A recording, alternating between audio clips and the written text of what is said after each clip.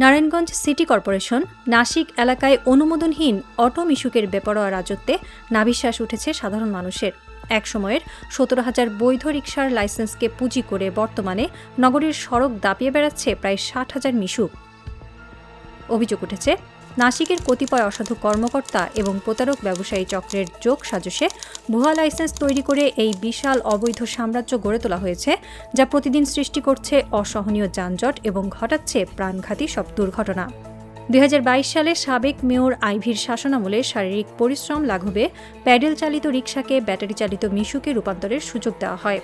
তবে গত 5 আগস্ট পট পরিবর্তনের পর নাসিক প্রশাসক কামরুজ্জামান সহ কয়েকজন উচ্চপদস্থ কর্মকর্তার প্রত্যক্ষ হস্তক্ষেপে 2 ধাপে প্রায় 17,200 রিকশার লাইসেন্স মিশুকে নবায়ন করা হয়। এই সুযোগকেই মরণ ফাঁদে পরিণত করেছে একটি প্রভাবশালী চক্র। অনুসন্ধানে জানা গেছে, নাসিকের কিছু অসাধু কর্মকর্তা এবং ব্যবসায়ী নামধারী একদল প্রতারক চক্র এই 17,000 লাইসেন্সকে জাল করে এক একটি নম্বরের বিপরীতে 3 থেকে 4টি করে নকল লাইসেন্স তৈরি করেছে। ফলে বর্তমানে শুধুমাত্র শহর এলাকাতেই প্রায় 50 থেকে 60,000 মিশুক চলাচল করছে। বৈধ অবৈধের বালাই না রেখে এই বিশাল সংখ্যক যান এখন পুরো শহর দাপিয়ে বেড়াচ্ছে। শহরের চাষারা, বঙ্গবন্ধু সড়ক, মণ্ডলপাড়া ও কালীবাজারের মতো গুরুত্বপূর্ণ মোড়গুলোতে এই মিশুকগুলো অবৈধভাবে জটলা করে থাকে। এতে করে প্রতিদিন মানুষের হাজার হাজার কর্মঘণ্টা নষ্ট হচ্ছে।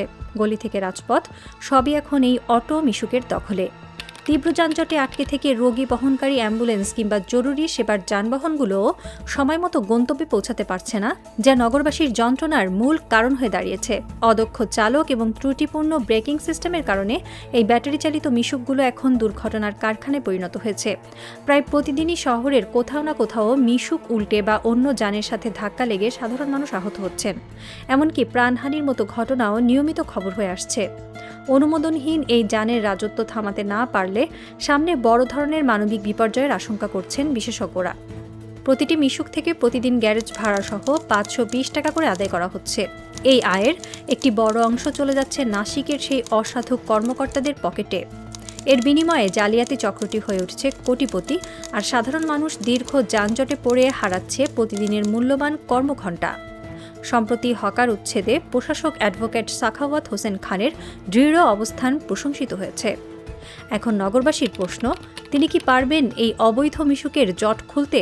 যারা জালিয়াতি করে লাইসেন্স সৃজন করেছে এবং যেসব কর্মকর্তা অবৈধ সম্পদের পাহাড় গড়েছেন, তাদের বিরুদ্ধে কি দৃষ্টান্তমূলক শাস্তির ব্যবস্থা নেওয়া হবে, নাকি রাজনৈতিক পরিচয়ের আড়ালে পার পেয়ে যাবে এই অপরাধীরা?